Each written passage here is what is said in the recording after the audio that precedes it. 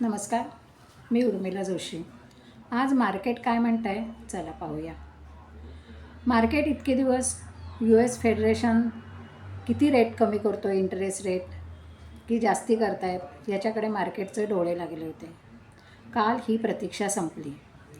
US फेडरलनी 0.50 basis पॉईंटनी interest rate कमी केले आणि त्यामुळे आज सकाळी आपलं भारतीय मार्केट ओपन झालं ते एक चांगली भरारी घेऊन ओपन झालं.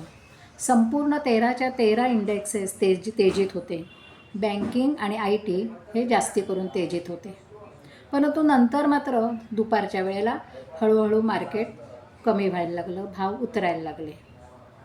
नंतर पुन्हा जेव्हा मार्केट बंद झालं तेव्हा पुन्हा साधारणपणे 300 पॉईंट्सनी मार्केट वर गेलं. US फेडरलनी आपली पॉलिसी डिक्लेअर केल्यानंतर आता पुढील महिन्यात RBI कोणतं आर्थिक धोरण जाहीर करते याकडे आता सगळ्यांचं लक्ष लागून राहिलेलं आहे.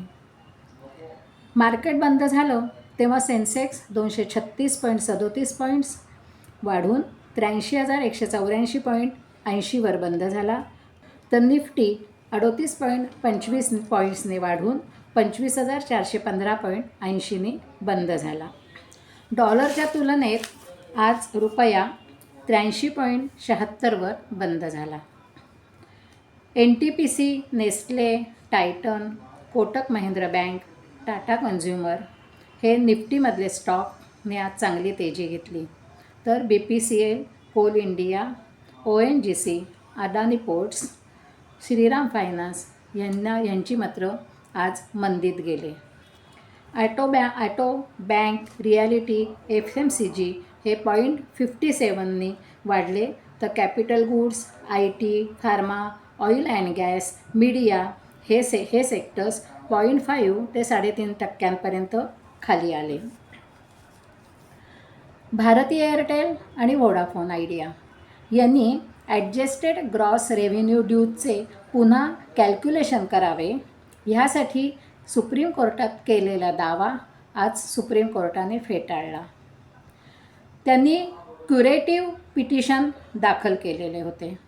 क्युरेटिव्ह पिटिशन म्हणजे काय, तर पुनर्विलोकन याचिका फेटाळल्यानंतरही घटनात्मकदृष्ट्या सर्वोच्च न्यायालयात अंतिम निर्णयाला पुनर्विलोकनासाठी याचिका दाखल करता येते. पण आज तीही याचिका सुप्रीम कोर्टाने फेटाळली.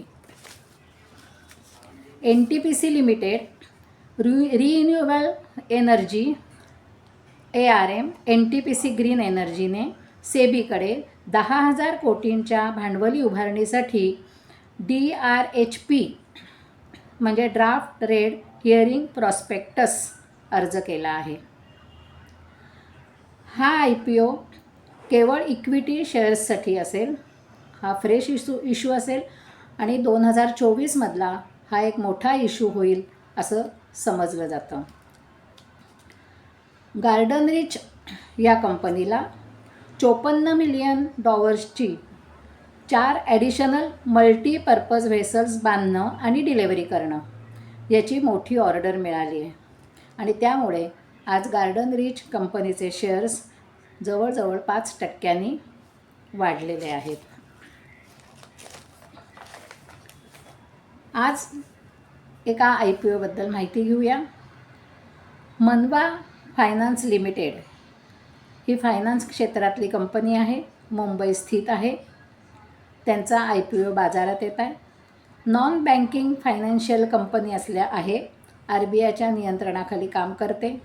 मुख्यत्वे करून 2 wheeler, 3 wheeler, electric vehicles, use cars यासाठी तसंच स्मॉल बिझनेस आणि पर्सनल लोन्स देते. हा IPO 23 सप्टेंबर ते 25 सप्टेंबर या कालावधीत आपण अर्ज करू शकतो. अलॉटमेंट डेट आहे 26 सप्टेंबर. इश्यू साईज आहे 151 कोटी. 1 लॉट क्वांटिटी आहे 125 आणि मिनिमम इन्व्हेस्टमेंट आहे 15,000.